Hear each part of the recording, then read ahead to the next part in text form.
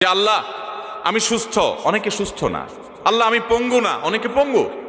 আল্লাহ আমাকে আপনি কত কিছু দিয়েছেন যেটা অনেককে দেন নাই। আমার চোখ দুটো ভালো, আমার অনেক নেয়ামত আমি আপনার ভোগ করছি। আল্লাহ আমি আপনার নেয়ামতের শুকরিয়া আদায় করছি, স্বীকৃতি দিচ্ছি, কৃতজ্ঞতা আদায় করছি। হে আল্লাহ, আপনার রাসূলের প্রতি আপনি রহমত নাজিল করেন। আপনি যদি লম্বা চড়া বিস্তারিত না বলতে পারেন, আপনি সূরা ফাতিহাটা পড়েন, আলহামদুলিল্লাহ রাব্বিল, আল্লাহর প্রশংসা সেখানে হয়ে গেছে, আলহামদুলিল্লাহ রাব্বিল আলামিন পড়েন, দুরূদ শরীফ পড়েন, বাস।